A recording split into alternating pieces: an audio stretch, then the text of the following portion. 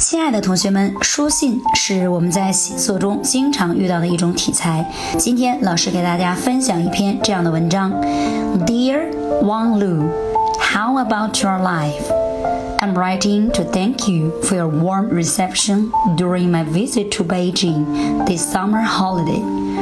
During the visit, I stayed at your home and you cooked 3 delicious meals for me, and you showed me around quite a few places of interest, such as the Great Wall, the Forbidden City, and the Summer Palace.